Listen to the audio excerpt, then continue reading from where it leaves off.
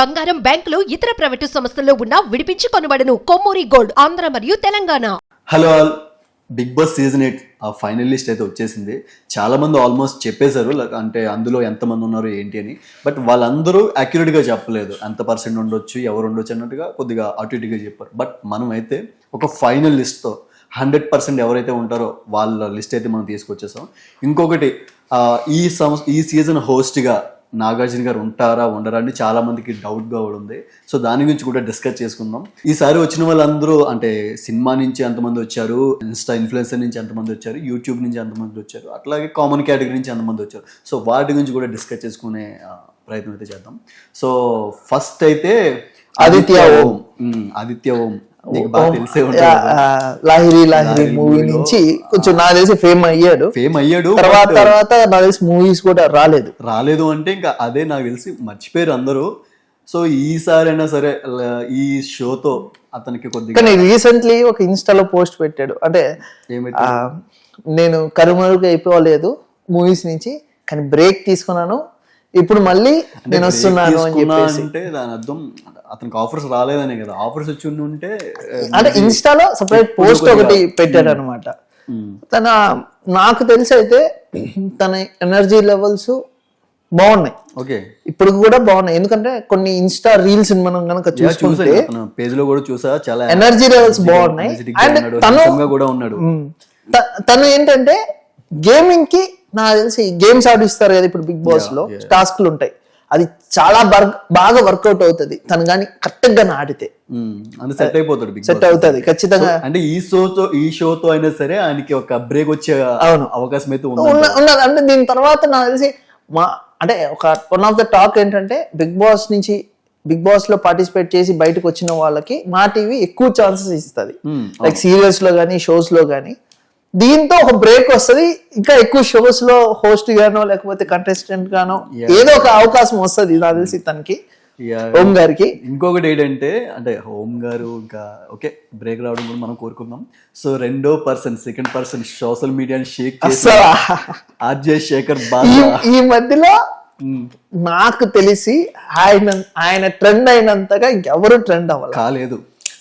ఎందుకంటే ఒక interview morning, అంటే అవతల వాళ్ళు ఏదన్నా అనవచ్చు, మనం దాని గురించి మాట్లాడుకోవద్దు. బట్ అవతల వాళ్ళు ఏమన్నా కొట్టినా తిట్టినా పర్సనల్ గా తీసుకుని నాకు తెలిసి ఒక్క బ్యాడ్ లాంగ్వేజ్ కూడా ఒక్క ఇంటర్వ్యూలో కూడా వాడలేదు. అవతల వాళ్ళు అపోజిట్ పర్సన్స్ ఎంత వాడినా ఒక్క బ్యాడ్ లాంగ్వేజ్ కూడా అంతే ఎనర్జెటిక్ తో మార్నింగ్ నుంచి ఈవినింగ్ నైట్ ఎంతైనా అప్పటి వరకు కూడా అలాగే ఇంటర్వ్యూస్ కూడా ఇచ్చేవారు. కానీ నేను అనుకున్న బిగ్ బాస్ లో గొడవలప్పుడు చూడాలి, నాకు తెలిసి ఆర్జే శేఖర్ భాష గారి గొడవలప్పుడు చూడాలి ఎలా ఉంటది అనేది చూడాలి. నేను కూడా బిగ్ బాస్ ఈ సీజన్ ఉంటే గనక శేఖర్ భాష ఉంటే చాలా బాగుంటది. ఎందుకంటే అతనికి ఉన్న పేషెన్స్ బిగ్ బాస్ లో తెలుసుగా ఒక్కొక్కరు మైండ్ సెట్ ఎట్లా ఉంటది, ఇతను ఎట్లా హ్యాండిల్ చేస్తాడా ఏంటా అన్న క్యూరియాసిటీ నాకు కూడా ఉంది.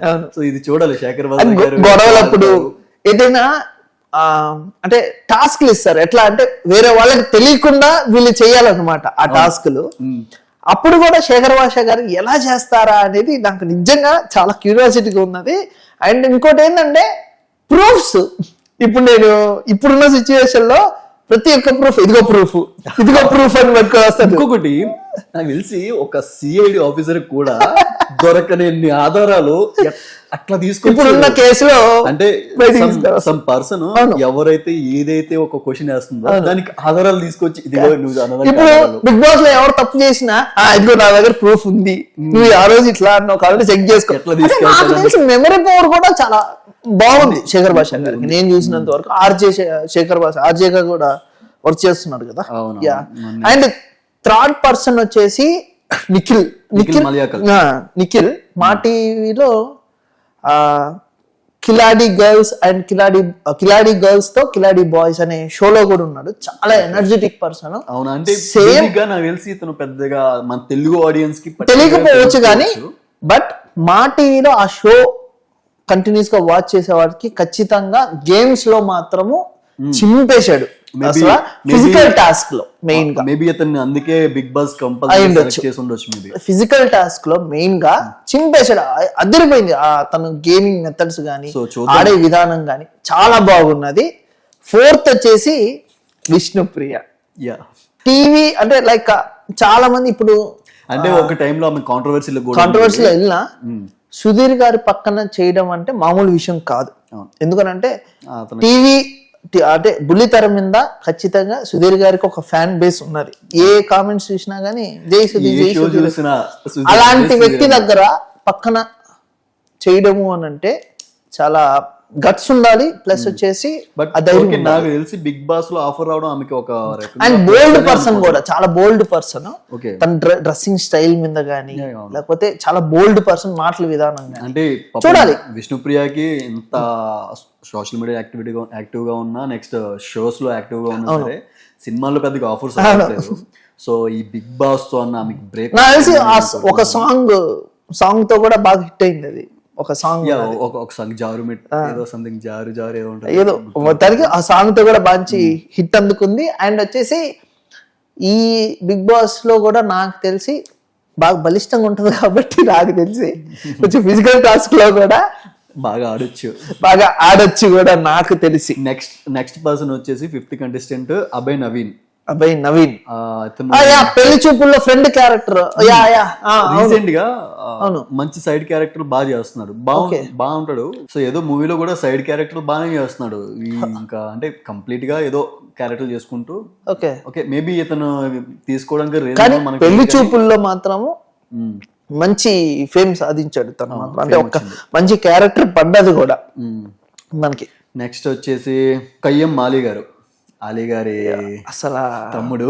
ఈ మధ్య అలీ గారు కూడా ఒక బాధ ఏంటంటే అలీ గారు తమ్ముడే ఉండి కూడా అతనికి పెద్దగా గుర్తింపు రాలేదు. వచ్చింది ఫస్ట్ లో వచ్చింది మూవీస్ తో, కాకపోతే తన తర్వాత నిలబెట్టుకోలేకపోయాడు. బట్ మీరు కనుక చూసినట్టయితే బయట ఉన్న సిచ్యువేషన్స్ ని క్యాచ్ చేసుకోవడం, కొన్ని మీటింగ్స్ లో కూడా తన స్పీచెస్ వింటే చాలా బాగా అనిపిస్తుంది. మీరు చూసారో లేదో నాకు తెలియదు కానీ చాలా బాగా అనిపిస్తుంది, కొంచెం మోటివేషనల్ లాగా అనిపిస్తుంది. అది నాకు తెలిసి మోటివేషనల్ లాగా బిగ్ బాస్ లో కూడా చెప్పుకొని వస్తే అది ఒకవేళ అతను కూడా ఆ స్పీచెస్ అవి ఎట్లా ఉంటాయి ఏంది షోలో చూడాలి. అది ఇంకా ఎట్లా ఉండాలో తెలియాలి. ఇంకా ఆ తర్వాత వచ్చేసి అభిరామ్ వర్మ. అతను అభిరామ్ వర్మ అనే అతను ఒక సినిమాలో ఒక బాగా సాంగ్ హిట్ రాహు అని ఒక రాహు మూవీలో సాంగ్. సో ఆ సాంగ్ తో మేబీ చాలా మందికి తెలుసు అంతే. అందులో కూడా ఎక్కువగా హీరోయిన్ ఫోకస్ అయింది. సో ఇతను కూడా ఓకే చూడాలి ఎంతవరకు. కానీ ఇప్పుడు నాకు తెలిసి ఈ సీజన్ లో చాలా మంది ఫేసెస్ ఐడియా లేదు. కనీసం ఈ బిగ్ బాస్ తర్వాత అయినా ఓకే వీళ్ళు ఉన్నారు అనే ఫేమ్ వస్తుంది ఖచ్చితంగా. వాళ్ళు వచ్చేది కూడా అందుకే కదా, అదే అయి ఉండొచ్చు. ఆ తర్వాత Nainika, next influencer Nainika, Dhee dancers లో మర్చిపోయారు మీరు. వాళ్ళ లవ్ స్టోరీ కూడా ఒకటి బాగా నడిచింది. ఆ షో మొత్తం లవ్ ట్రాక్ తో నడిచేసింది అంతే. సుధీర్ రశ్మి అట్లానో వీళ్ళు షో మొత్తం లవ్ ట్రాక్ తో నింపేశారు. బయట కూడా అలానే ఉన్నారు వాళ్ళిద్దరు, బయట కూడా అలానే బ్రేకప్ అయింది ఏమో మొత్తం. అంటే మనకు అంతవరకు ఇన్ఫర్మేషన్ లేదు కానీ బయట కూడా అలానే ఉన్నారు. ఎట్లనో కొద్దిగా క్యూట్ గా బానే ఉంటది కాబట్టి బిగ్ బాస్ లోకి వచ్చాక ఒక లవ్ ట్రాక్ ఏమన్నా ట్రాక్ ఏమన్నా కొత్తగా అంటే ఏమో గానీ చాలా మంది అబ్బాయిలు హ్యాండ్సమ్ అబ్బాయిలు కూడా ఇప్పుడు వెళ్తున్నారు. ఏమో అవ్వచ్చు అవ్వకపోవచ్చు. బాస్ వ్యూవర్స్ అందరికి కొద్దిగా మసాలా యాడ్ కానీ నాగార్జున గారు చెప్పారు కదా, ఒక్కసారి కమిట్ అయితే ఇక్కడ అది విషయం వేరే ఉంటది. నెక్స్ట్ వచ్చేసి బెజవాడ బేబక్క ఇప్పుడు ఇన్స్టాగ్రామ్ లో కొద్దిగా యాక్టివ్ గా ఉంటది. ఓకే ఇప్పుడు అండి నేను మీ బేబక్కనండి అంటే కొద్దిగా ఫనీగా చాలా క్యూట్ గా మాట్లాడుతుంటారు. ఇన్స్టాలో ఫేమస్ మూవీస్ చేసింది మొత్తం ఇన్స్టా ఫేమస్. ఓకే సో ఆమెని ఎట్లా అంటే మేబీ ఇన్స్టాగ్రామ్ కేటగిరీలో అట్లా ఏమైనా సోషల్ యాక్టివిటీ కేటగిరీలో తీసుకుంటే ఏం చేస్తుంది ఆమె? జస్ట్ రీల్స్ అవి చేస్తూ ఉంటది అంతే. ఓకే మేబీ అంటే యాక్చువల్ గా ఆమె రైస్ అది పెడుతుంది కదా, కుకింగ్ స్టైల్స్ వీడియోస్ చేస్తుంది. అది కాదు, మన కుమారి ఆంటీ అనుకున్నారు, రీప్లేస్ అయిందేమో అని చాలా మంది అవును, కుమారి ఆంటీ కూడా అనుకున్నారు, నిజమే.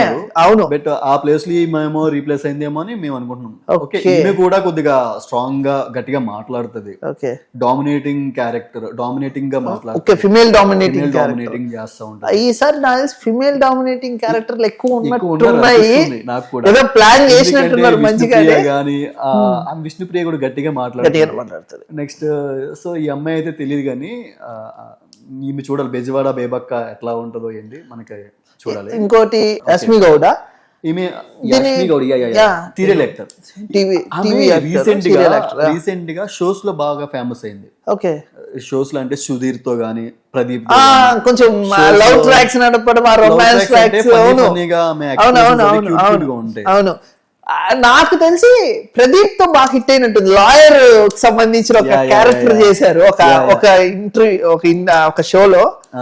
ఆ లాయర్ ని మాట్లాడమని చెప్పండి అని చెప్పి ప్రదీప్ అంటాడు. అవును, చాలా ఫన్నీగా ఉన్నది, చూడాలి. ఆ ఫన్నీనెస్ కూడా క్యూట్ గా బాగుంటది. సో ఆ ఫన్నీనెస్ బిగ్ బాస్ లో కంటిన్యూ చేస్తుందా లేకపోతే సీరియస్ గా ఉంటుందా అనేది ఇంకా చూడాలి. వీళ్ళు కూడా ఉన్నారు కాబట్టి కొద్దిగా కలర్ఫుల్ గా, మాకు కూడా చూడండి కలర్ఫుల్ గా ఉంటది. కిర్రాక్ సీత, ఈమె తెలుసుగా బేబీ సినిమాలో సైడ్ అంటే బేబీ సినిమా కన్నా ముందర నాకు బిగ్ బాస్ రివ్యూస్ ఇచ్చేది యాక్చువల్ గా. అవునా? అంటే తక్కువ వ్యూస్ వచ్చేవి కానీ బిగ్ బాస్ కి రివ్యూస్ ఇచ్చేది స్టార్టింగ్ లో. ఫస్ట్ లో రివ్యూస్, ఆ రివ్యూస్ కానీ ఎక్స్ప్లెనేషన్ కానీ స్టార్టింగ్ లో 1 and 2 ఎపిసోడ్స్ నాకు తెలిసి 2 or 3 అనుకుంటా, లేకపోతే రివ్యూస్ ఇచ్చేది అండ్ ఎక్స్ప్లెనేషన్ ఇచ్చేది. ఓకే, సో చూడాలి. అంటే బిగ్ బాస్ కి రివ్యూ ఇచ్చేవారు మళ్ళీ బిగ్ బాస్ లోకి వచ్చి ఏం చేయబోతుంది అనేది మనం చూడాలి. ఇంకా మనం ఏంటనేది చూడాలి. అంటే ఇంకొకటి ఏంటంటే ఈమె బాడీ లాంగ్వేజ్ కూడా కొద్దిగా పాష్ గా ఉంటది. ఓకే, ఆ బాడీ లాంగ్వేజ్ తో, ఎందుకంటే మేబీ ఇప్పటి వరకు మనం చూసుకున్న ఈ లిస్ట్ లో కొద్దిగా అందరూ అంత పాష్ గా ఉన్న వాళ్ళు అయితే ఎవరు లేరు. సో మీ బాడీ లాంగ్వేజ్ కానీ క్యారెక్టరైజేషన్ కానీ ఓకే కొద్దిగా డిఫరెంట్ గా అనిపిస్తుంది. ఏమో వాళ్ళు డిస్టర్బ్ చేస్తుందేమో అని మనం అయితే అనుకోవచ్చు. ఓకే, నెక్స్ట్ వచ్చి విస్మయశ్రీ. నాకు తెలిసి ఈ అమ్మాయి ఒక మూవీ చూసింది దిల్సే అని, కానీ ఫేమ్ ఉన్న యాక్టర్ లేదు అంటే లేదు, ఇన్స్టాలో కొంచెం ఫాలోయింగ్ ఉంది. అమ్మాయిలకి ఇన్స్టాలో ఫాలోయింగ్ కామనే అనుకో, అంటే యాక్టర్ అయి ఉండాల్సిన పర్లేదు, ముద్దుగా కామనే అనుకో చేసి చాలా మంది ఈమె దిల్సే అనే మూవీ ఒకటి చేసింది, కొంచెం అంటే పర్లేదు ఆడియన్స్ కి, ఎందుకంటే one of the range audience కి యాక్ట్రెస్ కాబట్టి మేబీ, అంటే కాకపోతే కొంచెం స్మూత్ అని విన్నాను.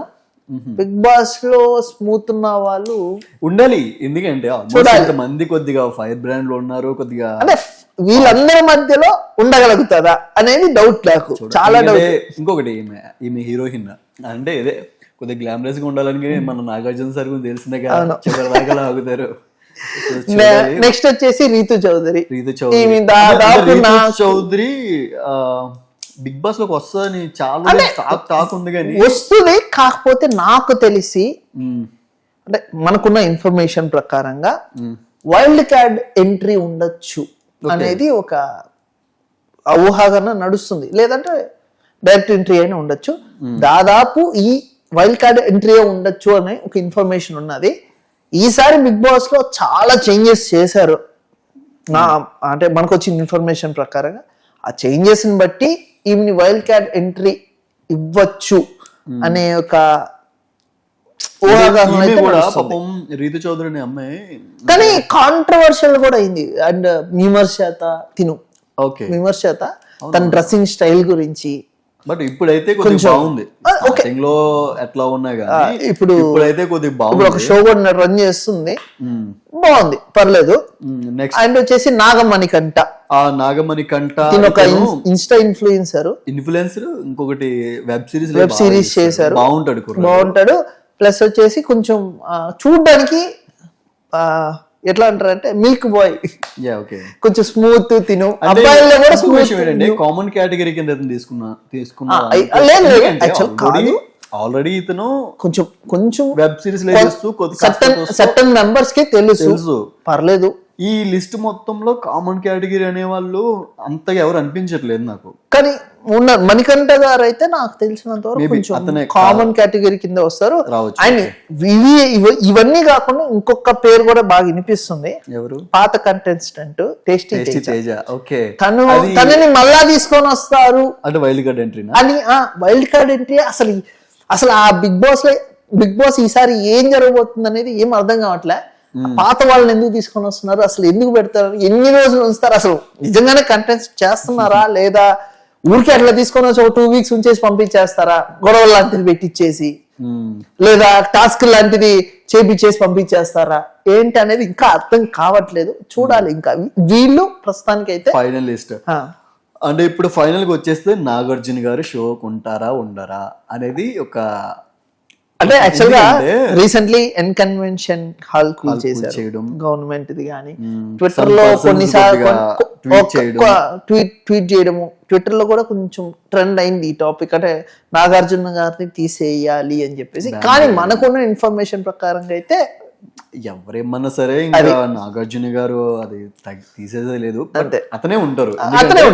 అతను గేమ్ అతను ఉంటారు, కన్ఫర్మ్ అయిపోయింది. ఇంకా నెక్స్ట్ సీజన్ కి ఏం చేస్తారో అనేది మనకు ఐడియా లేదు, కానీ ఈ సీజన్ కి మాత్రం పక్కా కింగ్ నాగార్జున గారే, అంతే.